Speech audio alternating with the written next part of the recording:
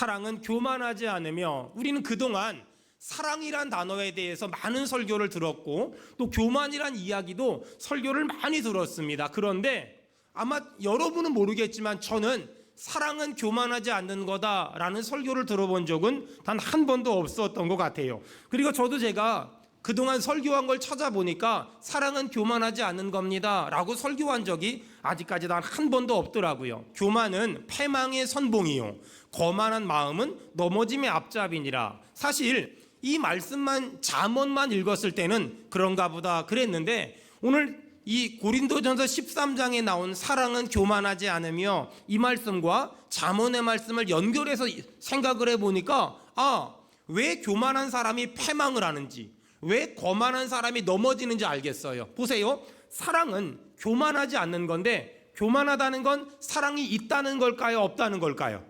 없다는 거겠죠. 그러니까 교만한 사람은 사랑하지 않고, 사랑하지 않으니까 패망하고, 사랑하지 않으니까 넘어진다. 이것이 성경의 약속이에요. 다시 한번요. 교만은 패망의 선봉이다. 이 말은 교만이란 단어가 뭐냐를 묵상해야 되는데, 교만은 사랑하는 마음이 없는 것, 그러니까 사랑하는 마음이 없는 상태로 사역하는 건 교만한 거예요. 사랑하는 마음이 없는 상태로 예배하는 건 교만한 거예요. 사랑하는 마음이 없는 상태로 봉사하고 희생하는 건 교만한 거예요. 사랑하는 마음이 없는 상태로 어떤 일을 하는 건 교만한 거예요. 그러니 사랑하는 마음이 없이 어떤 일을 하는 건 교만한 것이고, 교만은 뭐라고요? 사람을 망하게 하고 사람을 넘어지게 하더라. 이것이 성경이 우리에게 하는 말입니다. 여러분, 사랑하지 않고 교만해서 망하지 말고 사랑해서 하나님의 복을 경험하기를 주의 이름으로 축원합니다. 자, 오늘 성경 정리할게요. 사랑은 교만하지 않으며, 이 말은 뭐냐면 사랑은 겸손한 거다라고 생각하면 가장 정확합니다. 겸손하면 하나님은 존귀하게 만들어주시고, 교만하면 하나님은 망하게 만들어주십니다. 너무 중요하니까 따라합시다. 겸손하면 존귀하게 되고, 겸손하면 존귀하게 되고, 교만하면 망합니다. 교만하면 망합니다. 자, 겸손하면 하나님은 그 사람을 존귀하게 해준다. 하지만 교만하면 하나님은 그 사람을 망하게 만든다. 근데 안타까운 건 사람은 굉장히 교만해지기 쉬워요. 보세요. 돈이 없던 사람이 어느 날 돈이 좀 생기잖아요. 그러면 교만해져요. 권력이나 권한이 없던 사람이 어느 날 권력이나 권한이 생기잖아요. 그럼 교만해져요. 지식이나 지혜가 없던 사람이 어느 날 지식이나 지혜가 생기잖아요. 그럼 교만해져요. 여러분 어떠세요? 여러분은 지식이 생겼고 지혜가 생겼고 권한이 생겼고 권력이 생겼을 때, 돈이 생겼을 때 여러분 교만해집니까? 아니면 여전히 겸손해집니까? 여러분, 그래서 하나님은 사람을 너무 잘 아시잖아요. 사람은 쉽게 교만해진다. 그래서 하나님의 고민이 뭐냐면, 주고는 싶은데 주면 교만해질까봐 그게 교만이래요. 다시요. 하나님의 고민은 주고는 싶은데 주면 교만해질까봐 그게 교만이라는 거예요. 여러분, 그런 고민을 가지고 계신 하나님께 좀 나 좀 믿어달라고 얘기 좀 하세요. 하나님, 주셔도 교만해지지 않을 테니 주시옵소서. 한번 따라합시다. 시작. 하나님, 주셔도 교만해지지 않을 테니 주시옵소서. 자신 없는 사람은 하면 안 돼요. 나는 교만해질 것 같다. 나는 돈 주시면 교만해질 것 같고, 권력 주시면 교만해질 것 같고, 지식과 지혜가 생기면 교만해질 것 같다. 그럼 따라하지 말고, 정말 이제는 이 정도 하나님한테 훈련받고 연단받고 낮아지고 깎아지고 멸시당하고 무시당했으니, 하나님 이제는 다시 한 번만 주시면 절대 교만해지지 않을 테니 주시옵소서 하는 사람만 한번 믿음으로 따라합시다. 하나님, 이제는 교만해지지 않을 테니 하나님, 이제는 교만해지지 않을 주시옵소서. 테니 주시옵소서. 주시옵소서. 여러분, 하나님 이제는 교만해지지 않을 테니, 이거는요 하나님하고 나만 알아요. 내가 나를 봤을 때 아직도 나는 뭐가 생기면 교만해질 수 있어 라고 생각하는 사람은, 여러분 쉽게 돈 달라고, 지식 달라고, 지혜 달라고, 이 고난 넘어가게 해달라고 기도하는 것보다, 주님 아직은 덜 됐사오니 약간만 밟아주시옵소서 라고 기도하는 것도 썩 나쁘지는 않은 것 같아요. 여러분, 하나님이 지금보다 돈을 더 주시고 지식과 지혜를 더 주시고 권력과 권한을 더 주셔도 나 교만해지지 않을 테니까 하나님 나 좀 믿어주세요. 정말 그런 마음이 있는 사람은 이미도 하나님이 주신 것을 절대로 교만한 가운데 사용하지 말고 교만한 가운데 남용하지 마세요.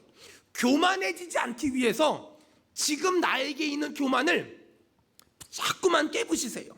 더 낮아져야 돼, 더 낮아져야 돼, 더 낮아져야 돼. 이렇게 내가 교만해지지 않고 더 낮아지고 더 낮아지고 더 낮아지면 하나님이 어떻게 하실까? 하나님은 나에게 주신 것을 가지고 교만해지지 않는 걸 보시고, 따라합시다. 더 주시고 또 주시고 또 주시고 계속 주십니다. 계속 주십니다. 다시 더 주시고 더 주시고 또 주시고 또 주시고 계속 주십니다.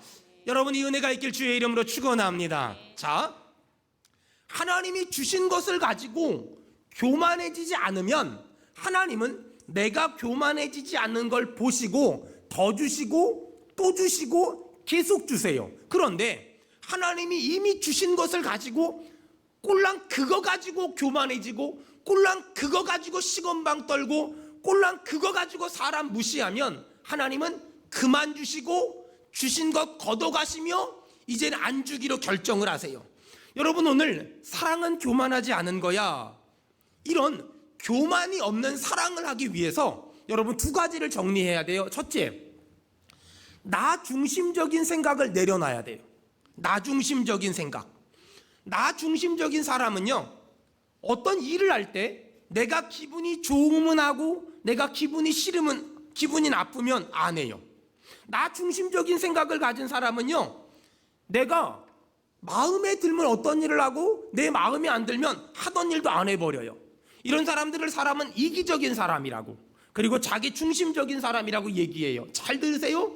이기심과 사랑은 절대 같이 가지 못해요. 사람들은 그런 사람들을 보면서 참 저 사람 나쁘다. 그래서 이기주의의 반대말로 나온 게 뭐냐면 이타주의거든요. 이타주의. 무슨 말이냐면 이기주의는 나 중심적으로 사는 거라면 이타주의는 다른 사람 중심적으로 사는 거예요. 그리스도인은 이기적으로 살면 안 돼요. 반대로 이타주의로 살아서도 안 돼요. 다른 사람한테 너무 맞추려고 애쓰지 말아요. 여러분, 그리스도인은 하나님 중심적으로 삽니다. 그리스도인은 하나님의 뜻대로 사는 거예요. 그리스도인은 하나님 중심적으로 사는 거예요. 보세요. 내 아이한테 어떤 말을 좀 해주고 싶어요. 근데 그것이 하나님의 말씀에 근거하고 있어요. 그렇다면 내 아이가 듣고 기분 나빠해도 할 수 있어야 돼요. 내 아이가 얼굴이 빨개질 줄 알면서도 할 수 있어야 돼요. 내 아이가 내 말을 듣고 승질을 내릴지라도 할 수 있어야 돼요. 그것이 그리스도인이에요. 그것이 하나님 중심의 삶을 사는 사람이에요.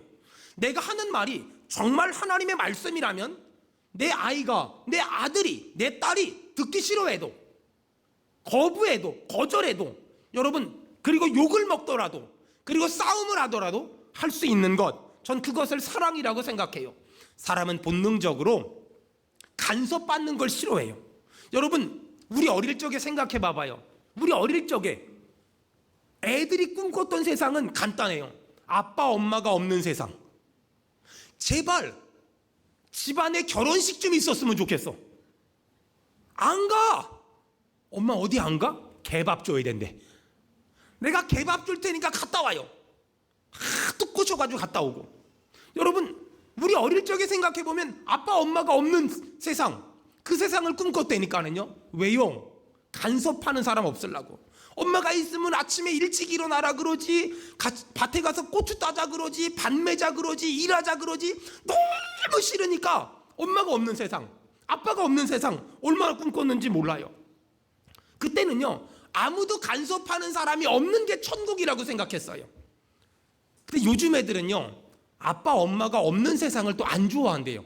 내가 물어봤죠. 왜 안 좋아하니? 그랬더니 밥 주고 돈 주는 사람이 없으면 안 된대요. 참, 우리 때보다 요즘 애들이 훨씬 야가 빠진 것 같아.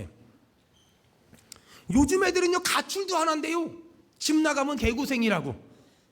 그러니 그런 모습을 보고서 우라통이 터지는 엄마 아빠가 요즘엔 가출 계획 세운다고. 여러분 요즘 애들이 소원이 뭔지 아세요? 북한 같아요. 지원은 하되 간섭을 하지 마라. 그게 요즘 애들의 소원이래요. 요즘 애들의 꿈에도 소원은 지원은 하되 간섭은 하지 마라. 여러분 애들이 부모님한테 가장 많이 하는 말이 뭐예요? 간섭하지 마세요. 내 인생 내가 알아서 할 테니까, 냅둬요. 간섭하지 마세요. 여러분 어느 날 그런 아이들의 모습을 보면서 하나님께 기도를 했어요. 하나님 나한테도 그런 모습이 있나요? 근데 우리한테도 그런 모습이 있어요. 봐봐요. 우리 하나님한테 기도할 때 하나님 이거 해주세요, 하나님 저거 해주세요, 하나님 이 문제 해결해 주세요, 하나님 저 문제 해결해 주세요. 근데 문제는 그렇게 하나님이 해결해 주잖아요. 근데 문제는 하나님이 내 인생에 간섭해요. 너 예배 좀 빠지지 마. 너 기도 생활 좀 회복해. 너 너무 세상에서 그렇게 타협하면 안 돼. 너 하나님의 뜻대로 살아야 돼. 너 무너진 예배 좀 회복해. 너 새벽 예배 좀 회복해. 하나님 왜 이러시는 거예요? 하나님 줄 거 다 줬으면 꺼줘 주세요. 더 이상 내 인생에 간섭하지 마세요. 내 아이가 부모인 나에게 하는 것처럼 나도 하나님에게 많은 것을 요구하지만 사실 하나님이 내 삶에 간섭하시면 귀찮아하고 짜증내는 모습이 우리 안에 있어요. 여러분 이스라엘 사람들 보세요. 하나님이 이스라엘 백성들의 삶에 간섭하세요. 너 그렇게 살면 안 돼. 너 이렇게 살아야 돼. 하나님은 이스라엘 백성들의 삶에 간섭하시기 위해서 선지자를 보내셨어요. 이사야를 보내시고 예레미야를 보내시고 호세아를 보냈어요. 근데 이스라엘 백성들은 하나님이 간섭하기 위한 선지자들을 다 외면했어요. 싫다는 거예요. 귀찮다는 거예요. 그냥 만나 매출하기 주시고 그냥 필요한 것들 주시고 하나님 간섭하지 말아요. 하나님 간섭하지 말아요. 보세요. 이스라엘 백성들이 하나님을 단 한 번이라도 부인한 적 있습니까? 이스라엘 백성들은 단 한 번도 하나님을 부인한 적 없어요. 하지만 이들은 단 한 번도 하나님을 부인한 적이 없지만 이들은 하나님이 간섭하면 no. 왜 이러세요? 왜 이러시는 거예요? 그러지 마세요. 저 하나님이 간섭하면 교회 안 다녀요? 예수 안 믿어요? 또 교회 떠날 거예요? 이렇게 말했던 것이 우리뿐만 아니라 이스라엘 백성들이에요. 여러분 하나님을 믿는다는 게 뭘까? 하나님을 믿는다는 건 내가 하나님이 간섭하는 걸 사랑으로 받아들이겠습니다. 그걸 하나님을 믿는다 그래요. 다시요. 하나님을 믿는다는 건 하나님이 간섭하는 걸 사랑으로 받아들이겠습니다. 그것을 의미하는 거예요. 근데 사람들은 하나님을 믿는다는 건 하나님이 내 종처럼 이거 주세요 갖다 주고 저거 주세요 갖다 주고, 사람들은 하나님의 간섭을 받는 걸 사랑이라고 생각하기보다 하나님에게 필요한 걸 요구하고 하나님이 간섭하시면 딱 쳐내요. 왜 이러세요? 이러지 마세요. 나 이러면 하나님 안 믿어요. 나 이러면 교회 안 다녀요. 이러는 사람들이 의외로 굉장히 많다는 거예요. 여러분 자녀가 부모의 간섭을 받으면 안정된 인생을 살 수 있어요. 성도가 목사의 간섭을 받으면 안정된 인생을 살 수 있어요. 여러분 그리스도인이 하나님의 간섭을 받으면 안정된 인생을 살 수 있어요. 여러분 제가 거의 누군가에게 조언이나 충고를 안 하는 그 사람이거든요. 근데 어떤 자리에서 그런 말을 해달라고 요청을 받으면 제가 꼭 하는 말이 있어요. 항상 옆에, 항상 주변에 간섭하는 사람을 두고 사세요.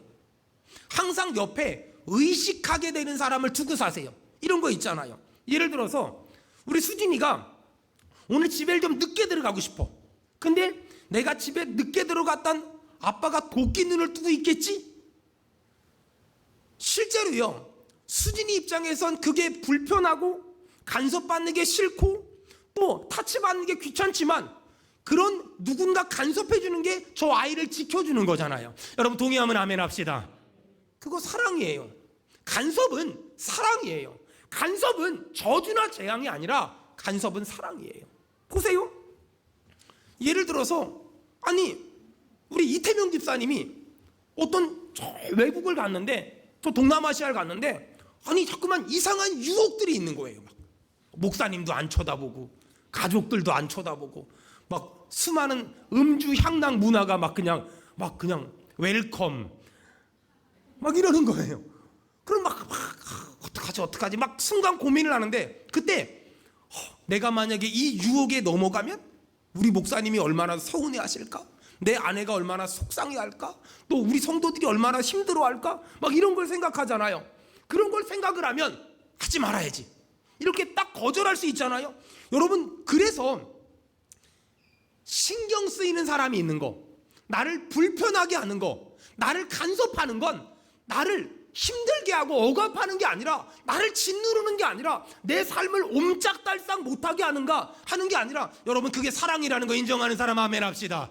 그걸 사랑이라고 말해요. 그걸 사랑이라고 말하는 거예요.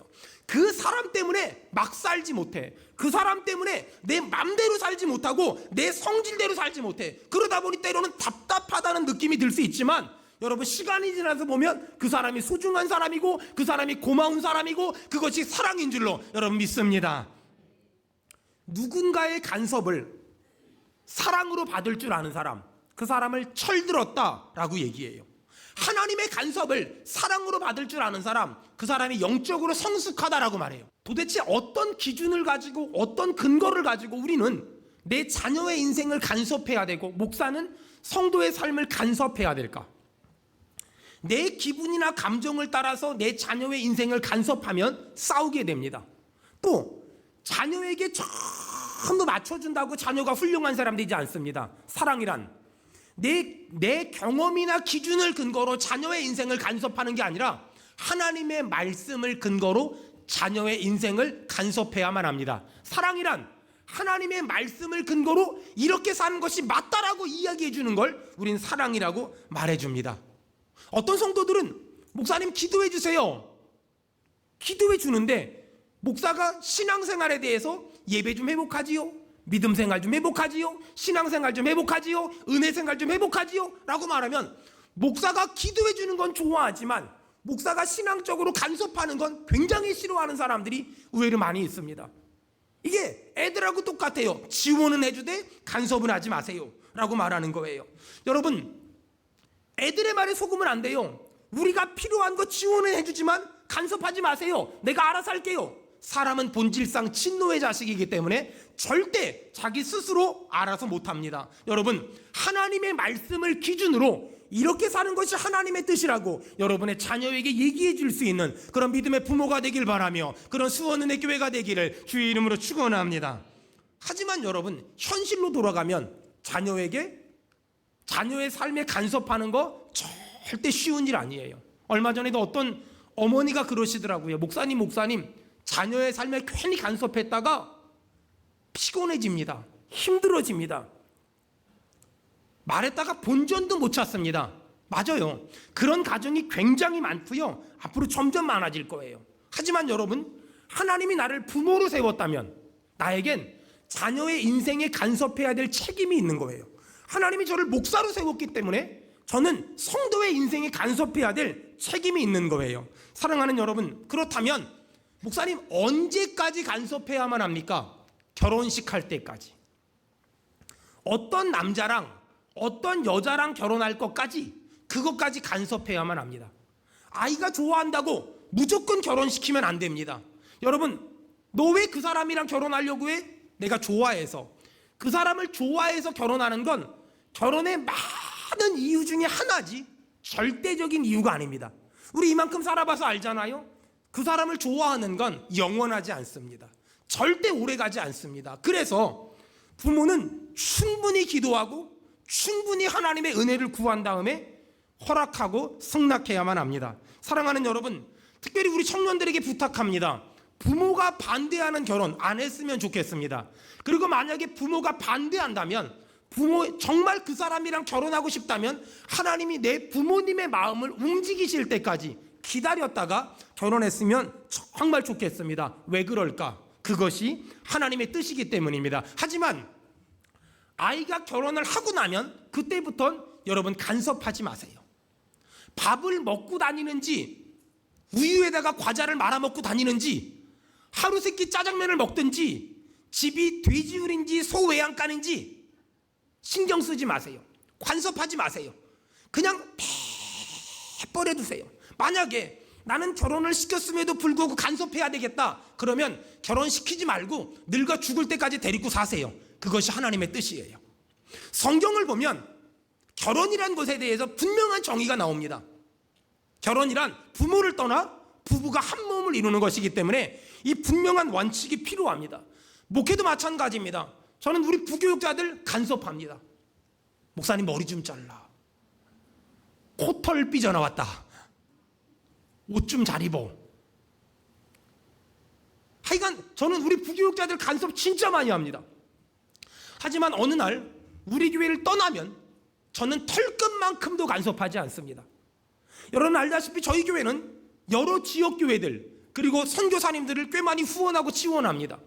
하지만 저는 단 한 번도 선교사님들에게 선교 편지 보내라고, 선교 보고하라고 말 한 번도 한 적이 없습니다.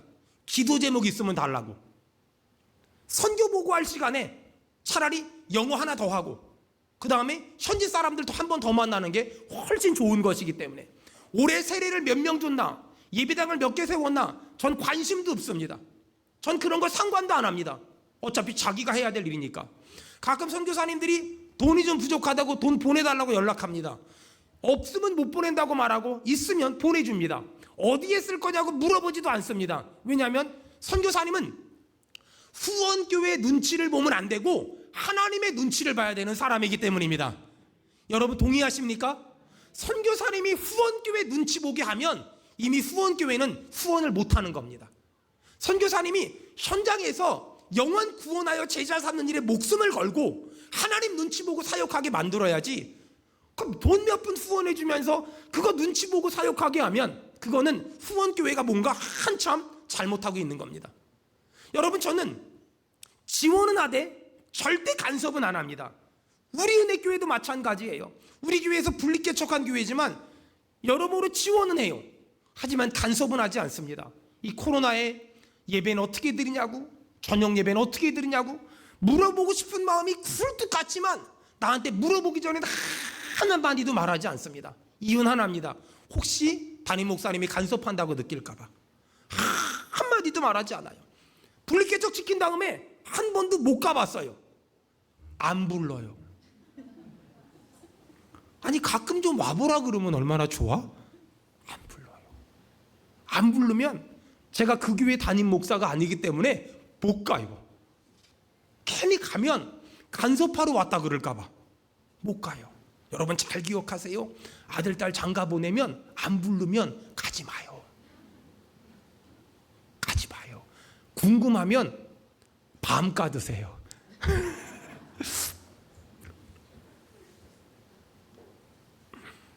저도 언젠가 시간이 많이 흐르면 이 교회를 은퇴하게 될 거예요. 뭐 제가 천년만년 하겠습니까? 벽에다 똥칠할 때까지 하겠습니까? 언젠가 저도 수원은혜교회 은퇴 목사가 되겠죠. 원로 목사가 되든지. 여러분 목사가 평생 한 교회를 섬기다 은퇴한다는 건 어떤 말인 줄 아세요? 더 이상 간섭하지 않겠습니다 이 말이에요. 더 이상 간섭하지 않겠습니다. 이게 은퇴예요. 여러분 생각해봐요. 저처럼 교회에서 하루 종일 살고 맨날 금식하고 맨날 철야하고 맨날 성도들 돌보는 목사가 이게 어느 날 딱 끊어버린다는 거, 이거 쉬운 게 아니에요. 제가 너무너무 존경하는 목사님이요, 전주에서 목회하셨는데요, 집이 요 바로 여기예요. 요 바로 여기 밑에. 나이가 지금 80이 넘으셨거든요. 목사님 왜 여기 사세요? 전주에서 평생 사셨는데 왜 여기 사세요? 그랬더니 목사님 하는 말이 뭐라 그런지 아세요? 일단은 전주에 있는 교회에서 무슨 일 생겨도 성도들이 쉽게 못 올 거리를 정했대요. 그 다음에 두 번째는 비행기 타고 선교지 나가기 좋은 지역, 세 번째는 전철 다니는 지역. 지도 보고 딱 찍었대요. 근데 여기더래요. 또 얼마 전에 은퇴하신 목사님 한 분이 돌아가셨어요. 은퇴하신 지 딱 3년 만에. 사모님이 돌아가셔서 장례식을 하는데 조사, 그분이 평생 살아온 삶을 이야기하시는데 정말 많이 울었어요. 목사님이 몇 살 때 신학을 하시고 몇 살 때 개척을 하시고 한 교회를 42년을 목회하셨대요. 그리고 성도가 한 8,000명 정도 모이는 큰 교회를 만드셨어요. 근데 목사님이 만 70에 은퇴를 하셨는데 만 60이 될 때 하나님한테 목사님 책상에다가 기도 제목을 적어놨대요. 은퇴하고 딱 3년에서 5년만 살게 해주세요. 그 뜻이 뭔지 몰랐대요. 그냥 무심코 넘어갔대요.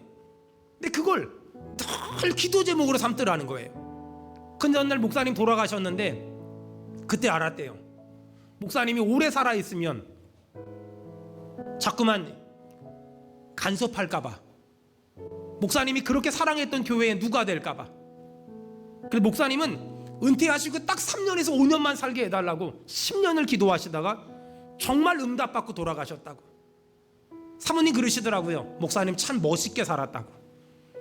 교회에 털끝만큼도 누가 되고 싶지 않은 그 간절함을 하나님이 들으시고 하나님이 너무 사랑해서 그 기도에 응답하셨다고. 여러분, 저는 어떨까? 저도요, 우리 교회에서 분리개척한 우리 은혜교회, 우리 교회가 후원하고 지원하는 교회 선교사님들 있잖아요. 저희 교회가 후원하고 지원할 때 약속을 해요. 이렇게 사역을 하시라고. 약속 안 지키잖아요. 그러면 막 우라같이 밀거든요. 근데 나중에 제가 은퇴하고 나면 그 후임 목사가 목회하는 거 마음 들겠어요? 간섭하고 싶지요. 은퇴한 목사는요, 어떤 일을 되게는 못해도요, 어떤 일을 안 되긴 할 수 있어요.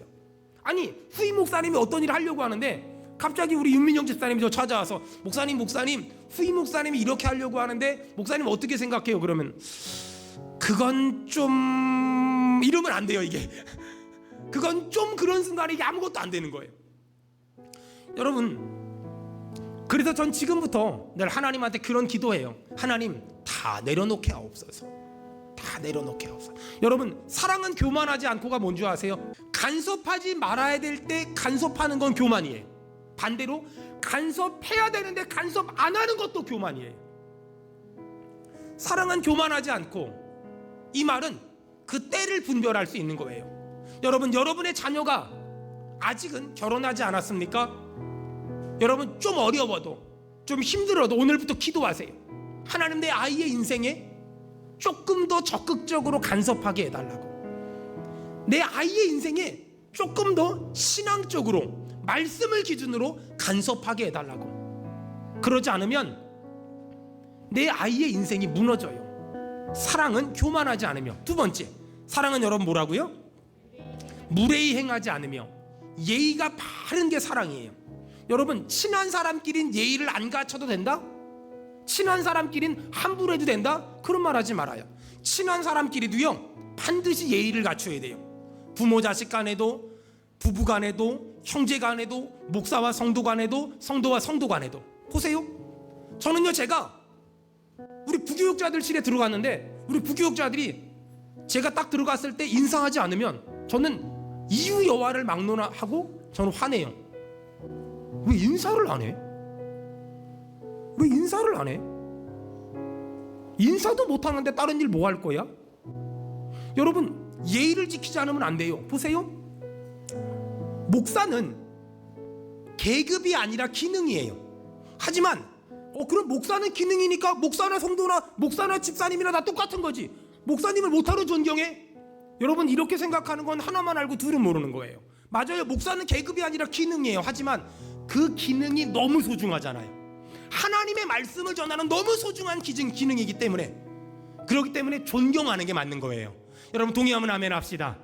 사랑은 무례히 행하지 않는 거야. 사랑은 모든 사람에 대해서 예의를 갖추는 거예요. 요한계시록 3장에 보니까 볼지어다 내가 문 밖에 서서 두드리노니. 여러분, 누가 두드리는 거예요? 예수님이 두드리죠. 봐봐요, 여러분, 예수님은 그냥 내 마음에 막 쳐들어올 수 있는 분이세요? 아니면 문을 두드려야 될까요? 예수님은 내 마음에 맘대로 쳐들어올 수 있는 능력이 있는 분이에요. 그런 능력이 있음에도 불구하고 문 두드리고 들어오세요. 이게 예의예요. 예수님도 우리에게 예의를 갖췄잖아요. 자녀가 부모에게 예의를 갖추는 것처럼 부모도 자녀에게 예의를 갖춰야죠. 아랫사람이 윗사람에게 예의를 갖추는 것처럼 윗사람도 아랫사람에게 예의를 갖춰야죠. 무례하면, 예의가 깨지면 모든 인간관계는 다 깨지게 돼 있어요. 내가 존경하고 좋아하고 사랑하는 사람에게 예의를 갖추는 건 어렵지 않아요. 근데 나를 힘들게 하고 아프게 하고 속상하게 하고 나를 열받게 하고 짜증나게 한 사람한테 예의를 갖추는 건 절대로 쉬운 게 아니에요. 하지만 잘 들으세요. 그리스도인은 내가 좋아하고 존경하고 사랑하는 사람에게도 예의를 갖춰야 되지만 내가 싫어하고 서운해하고 기분 나빠하는 사람에게도 또한 예의를 갖춰야 돼요. 보세요. 사람과 사람 사이를 새와 나무라고 비유합시다. 새가 어떤 나뭇가지에 앉아있다가 떠나요. 여러분, 내가 나뭇가지라면 새가 나한테 앉아있다가 떠날 때 이놈의 새가 얼마나 이 나뭇가지를 많이 흔들었나를 생각해요. 아니, 이 새가 그동안 나한테 앉아있더니 떠날 때는 나뭇가지를 죄다 흔들어 놓고 떠났어. 내가 너무나 많이 흔들렸어. 우리 공동체가 너무나 많이 흔들렸어. 참 나쁜 새. 근데 반대로 여러분, 어떤 사람이 새고 내가 나뭇가지일 때도 있지만 반대로 우리가 기억을 못해서 그렇지 내가 새고 그 어떤 공동체가 나뭇가지였을 때가 있어요. 그때 나는 나뭇가지를 안 흔들리게 조용히 떠났습니까? 아니면 나뭇가지 죄다 흔들어 놓고 그리고 떠났습니까? 안타까운 건 사람은 내가 흔들린 것만 기억하지 내가 흔들어 놓은 것은 전혀 기억하지 못해요. 사랑은 물에 이행치 않고. 여러분, 살다 보니 만날 때가 있고 헤어질 때가 있어요. 만나는 것도 예의가 필요하고 헤어지는 것도 예의가 필요한 거예요. 내가 새라면 어떤 나뭇가지를 떠날 때 흔들지 말고 떠나는 거예요. 내가 나뭇가지라면 저 새가 나를 떠날 때 흔들어 놓은 것만 생각하지 말고 떠나는 새도 참 마음 아프겠다. 여러분, 그런 예의를 갖는 거, 사랑은 그래서 물에 이행치 않는 거예요. 여러분, 저는 저희 교회가 교만함이 없는 사랑, 예의가 있는 사랑, 그런 교회가 되길 주의 이름으로 축원합니다.